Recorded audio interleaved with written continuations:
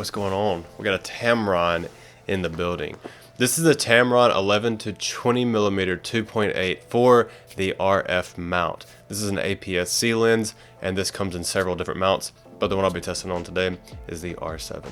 This lens weighs 340 grams or 12 ounces. Very, very light lens, and having it on the RF camera, it felt very light, not front heavy at all, very easy to maneuver and navigate. So the size is definitely really nice to have with this smaller body of the APS-C camera. Very travel friendly.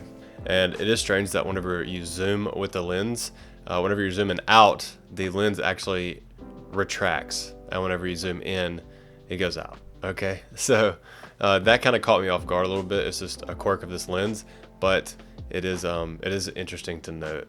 This is one of the first lenses that is a constant f2.8 for the wide angle zoom lens range for RF mount, which is incredible. I know that Sigma has 10 to 18, I believe. So it's just a little bit of a variation there. It is nice that the RF mount on the APS-C side is finally allowing third-party lens manufacturers. We're looking forward to the full frame release of lenses, obviously, for the RF mount as well. So as far as focal length, this lens is the equivalent of about an 18 millimeter to a 32 millimeter. So it would be really good, in my opinion, for documentary work. I also would use this for vlogging because the autofocus is really good.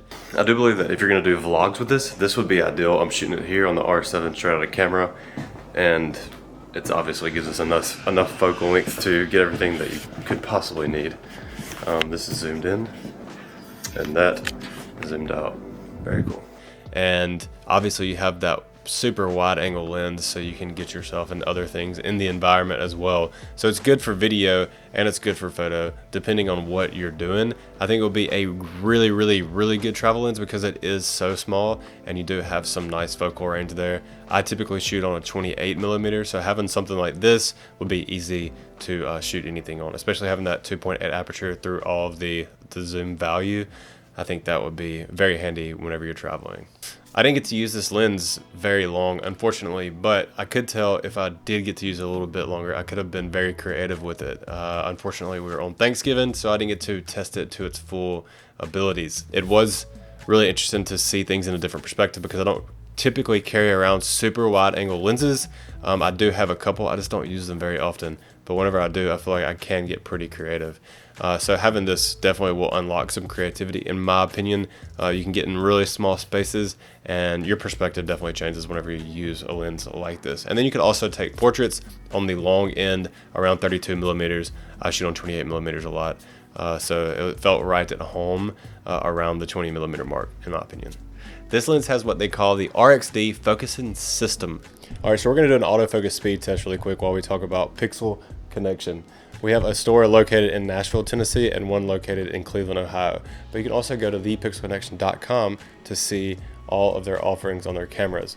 I really recommend renting cameras before you purchase one because it's a lot cheaper, and you can also see how it works for you to make sure it's the right fit before you spend a bunch of money on a camera that you'll regret buying, potentially. And as you have seen, it does work very well. It's very silent, and it did great.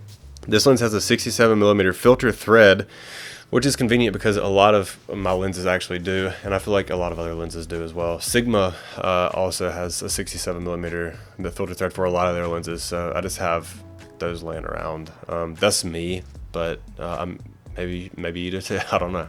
This lens is actually moisture resistant. As you can see, it has several gaskets throughout the lens, including the front element and the actual lens mount itself.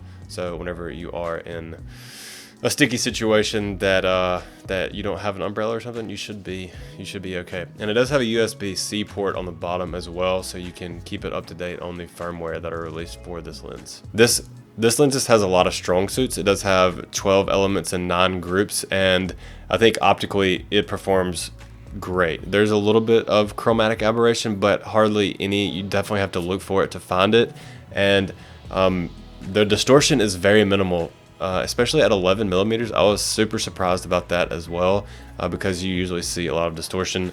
Here's a photo of a brick wall just to see how straight the lines are on the corners. No corrections have been done to this photo.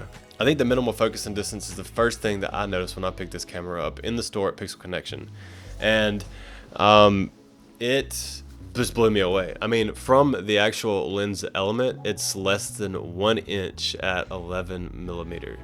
And then it goes on to be like 2.5 inches or a little over 2 inches, maybe around the 20 millimeter from the front element. I would say this lens is for mid-level users, someone who is not at the pro level, but somebody that wants to have a versatile lens as far as landscapes, potentially doing vlogs. The video work would be great with this lens. Having the 67mm filter thread is great because so many lenses do, and you can just take your filter and throw it on here.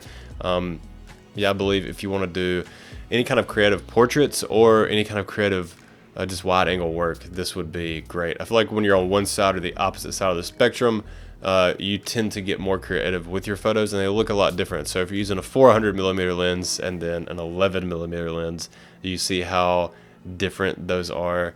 You can definitely get creative on both sides of those. Obviously you can get creative in the middle as well, but it's something that you don't see as often. Thank you Pixel Connection for letting me use this lens for a very brief amount of time, and Tamron 11 to 20mm did really well. I hope you guys enjoyed this very short video, and until next time, peace.